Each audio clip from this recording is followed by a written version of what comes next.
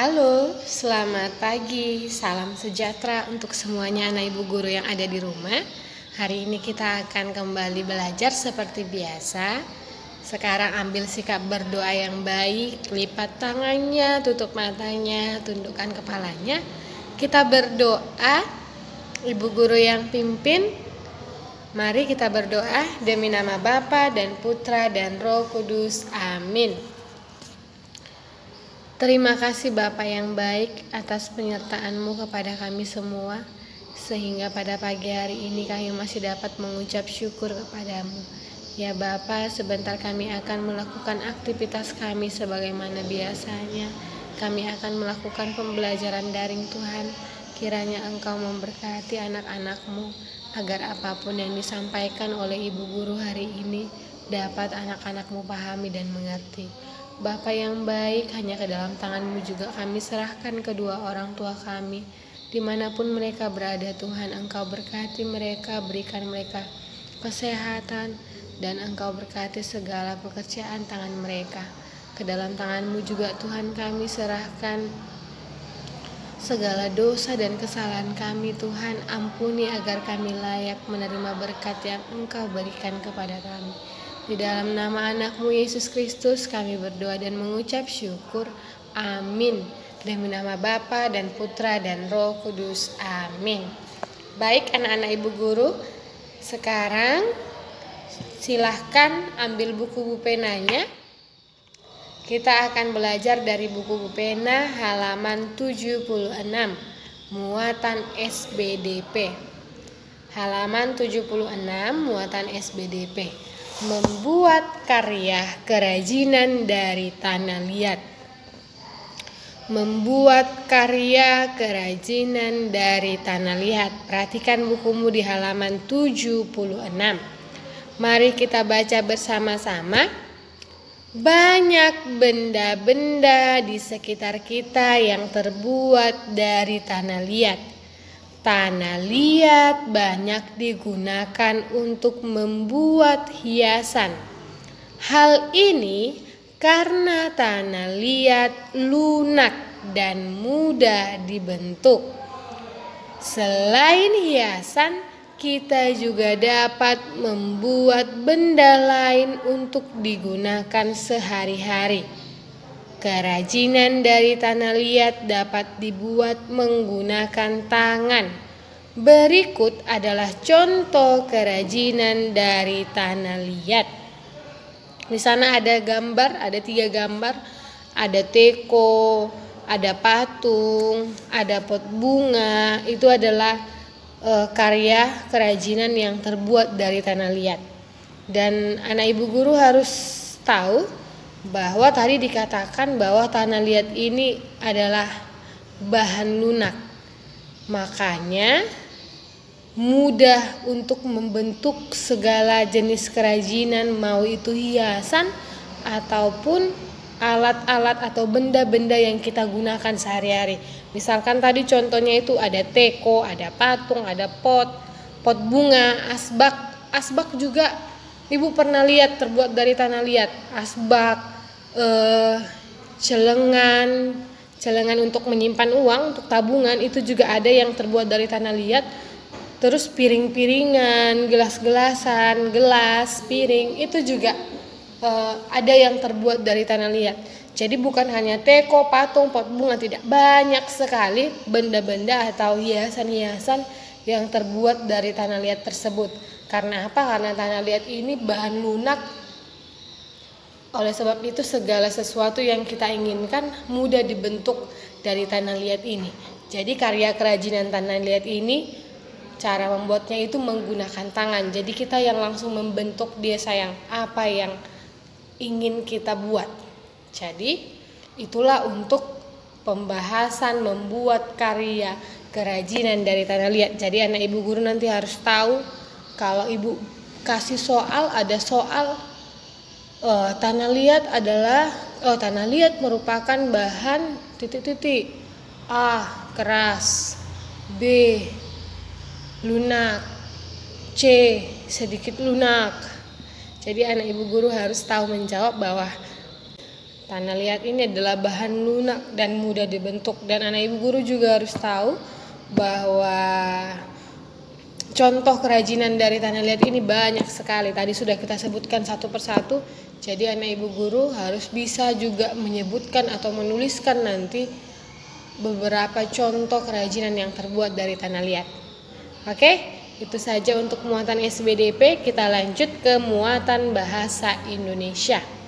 Ada di halaman 77. Halaman 77, perhatikan sayang. Membuat kalimat perbandingan dua benda. Membuat kalimat perbandingan dua benda. Jadi bukan hanya di muatan matematika ya. Ada membandingkan, tetapi di bahasa Indonesia juga kita mau membuat kalimat perbandingan. Perbandingan dua benda. Mari kita baca bersama. Membandingkan dua benda dapat menggunakan kosakata lebih besar dari atau lebih kecil dari. Perhatikan gambar di samping. Ukuran boneka Komang berbeda dengan boneka Mei. Perhatikan gambar yang ada di halaman 77. Boneka Komang lebih besar dari boneka Mei. Boneka Mei lebih kecil dari boneka Komang. Setiap benda memiliki ukuran masing-masing. Perhatikan contoh berikut. Ada contoh di sana sayang. Ini dia. Ayo perhatikan, ada di sana gambar bola dan ada gambar dadu. Ada benda yang berukuran besar, ada juga benda yang berukuran kecil. Jadi dari kedua gambar ini manakah di sini yang berukuran besar, mana yang berukuran kecil? Coba anak ibu guru perhatikan. Iya, jadi yang berukuran besar adalah bola dan yang berukuran kecil adalah dadu. Itu dia perbandingannya. Yang kedua, ada benda yang panjang, ada juga benda yang pendek. Perhatikan gambar yang kedua. Ini tuh ada pensil dengan apa namanya ini? Kayak klip jepitan kertas kayak klip begitu. Jadi pensil ini lebih panjang dari jepitan kertas ini atau dari klip ini. Jadi begitu dia. Yang ketiga, ada benda yang tinggi, ada juga benda yang rendah. Perhatikan, ada botol minuman dengan gelas. Jadi botol minumannya lebih tinggi dan gelasnya lebih rendah. Jadi harus bisa membandingkan mana yang lebih tinggi, mana yang lebih rendah, mana yang lebih besar, mana yang lebih kecil, mana yang lebih panjang, mana yang lebih pendek. Itu dia sayang. Ada benda yang berat, ada juga benda yang ringan. Perhatikan, ada lemari dan ada pakaian. Ya jelas, lemari lebih berat dari pakaian.